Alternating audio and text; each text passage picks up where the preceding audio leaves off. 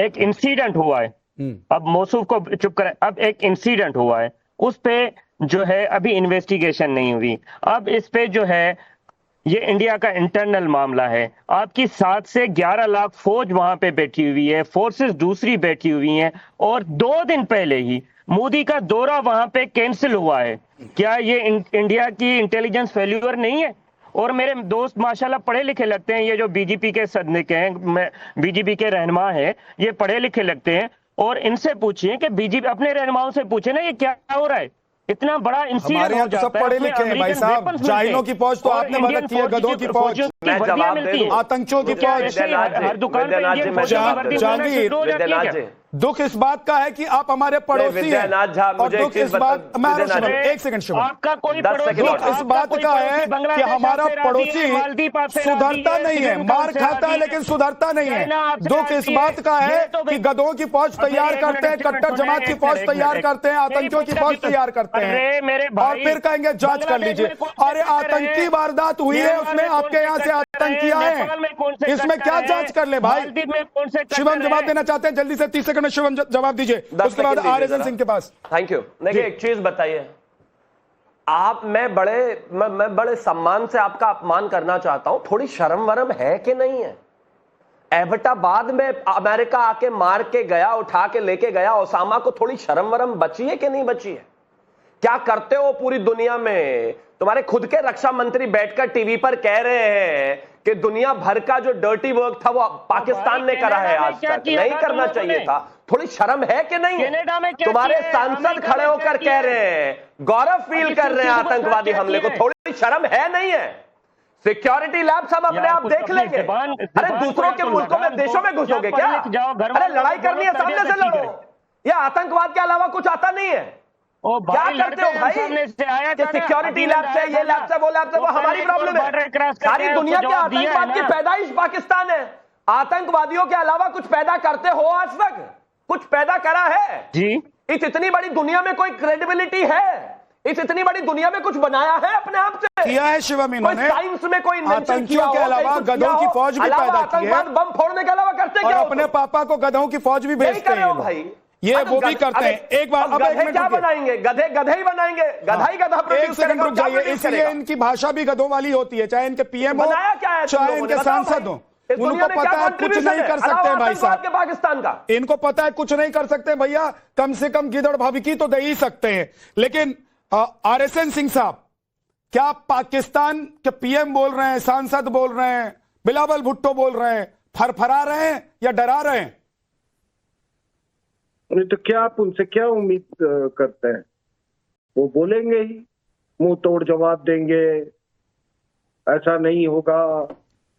अब तो हमने अनाउंस कर दिया है ना, तो हमारा तो विश्लेषण यही कहता था इतने सालों में कि पाकिस्तान पर जब भी कोई एग्जिस्टेंशियल क्राइसिस होगा तो वो परमाणु बम इस्तेमाल कर सकता है। क्या इसको इस्लामिक बम बोलते हैं? तो पानी अगर रोक दिया तो एग्जिस्टेंशियल क्राइसिस है। आपने खुद ही कहा है कि it is an act of war. तब रिस्पॉन्ड कीजिए, जैसे भी रिस्पॉन्ड करना है कीजिए।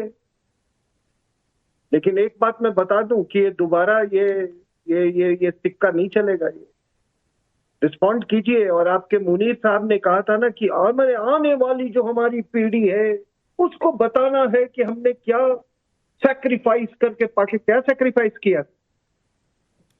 Who sacrificed?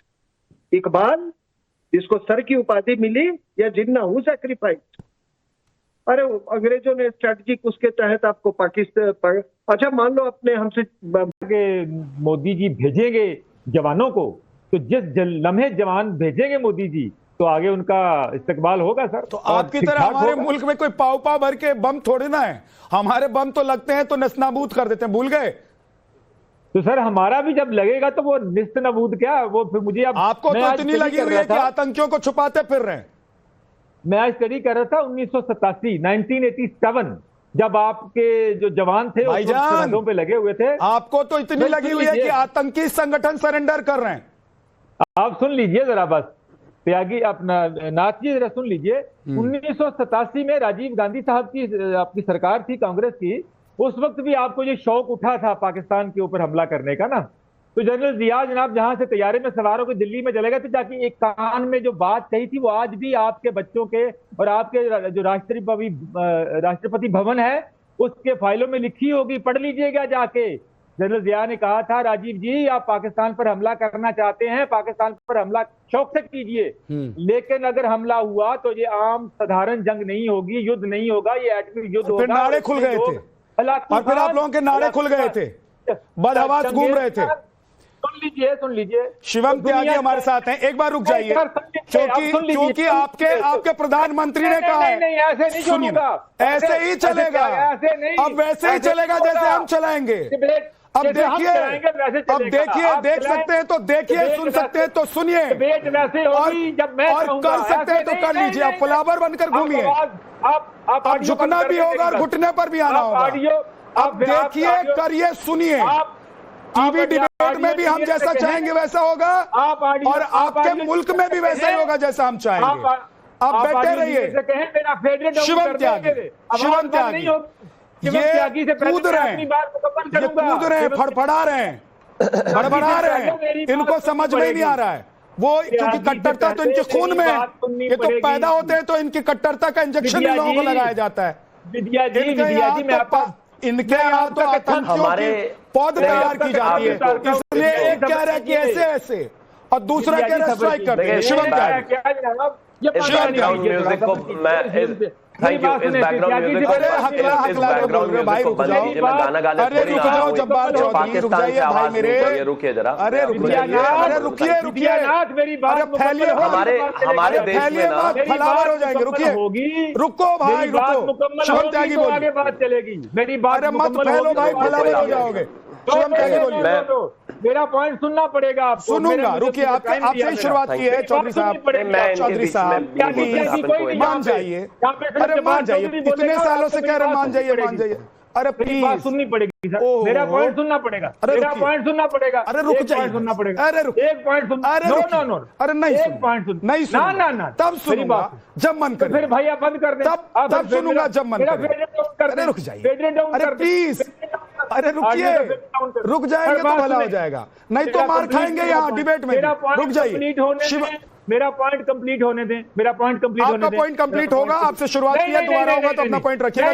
Shivam Tyagi disturb मत कीजिए, उधर कश्मीर में डिस्टर्ब कर रहे हैं, क्यों बर्बाद कर रहे हैं। थैंक यू, रुक जाइए, बोलिए शिवम। दुनिया हलाकू खान और चंगेज खान, देखिए मैं एक चीज कहना चाहता हूं कि एक ना कुछ लोग होते हैं इस समाज में, सोसाइटी में, सारी दुनिया में वो पाए जाते हैं, उनको कोई भी मजबूत आदमी एक थप्पड़ मार देता है, वो उठकर कहता है अब की बार मार के बताओ बस तुम, वो फिर खड़ा होता है, वो फिर झापड़ मार देता है उसको, वो कहता है अब की बार तो मार दिया, अब की बार मार के बताओ बस तुम, वो फिर मार देता है। अरे 65, 71, 99 सर्जिकल स्ट्राइक, एयर स्ट्राइक, पिटे जा रहे हो, धुलाई होए जा रही है, और बार बार टीवी पे अब की बार मार के दिखा देना बस, हमारे पास बम है। अबे बम पहले नहीं थे क्या? 13 दिन में तोड़ ताड़ के देश के 2 हिस्से कर दिए थे। ये भाषण दे रहा हमने ऐसे कर दिया, हमने वैसे कर दिया। इनका एक सांसद है, चलो टीवी पर तो ये कुछ भी भाषण अंट शंट बंट बोलकर चले जाते हैं, इनका एक पार्लियामेंट में सांसद है, और मुझे लगता है पार्लियामेंट में आदमी तो अपने देश में कम से कम सच ही बोलता है। अयाज सादिक का ऑन रिकॉर्ड स्टेटमेंट है कि अभिनंदन के समय पर इनके मंत्री शाह महमूद कुरैशी की टांगे कांप रही थी और कह रहा था कि जल्दी से छोड़ दो, हिंदुस्तान हमला करने वाला है। ये इनके पार्लियामेंट में इनके सांसद का भाषण है। ये आदत छोड़ दो कि अब की बार एक बार और मार के दिखा दो। पिटते आए हो भाई, जिस दिन से पैदा हुए उस दिन से पिट रहे हो, ठीक है, लेकिन बस वही बात है, कुछ नहीं कर सकते। एक सेकंड रुक जाइए, कुछ नहीं कर सकते अलावा पीठ पर वार करने, धोखे से वार करने, गुरिल्ला वार करने, आतंकवाद करने। सारी दुनिया में बस आतंकवाद की ही पैदाइश पाकिस्तान है। औकात नहीं है तुम्हारी ना लड़ने की, ना चुनाव लड़ने की अपने देश में, ना डेमोक्रेसी चलाने की, ना देश चलाने की, और ना किसी से इज्जत से लड़ाई लड़ने की। चारों तरफ से मरे पड़े, 2%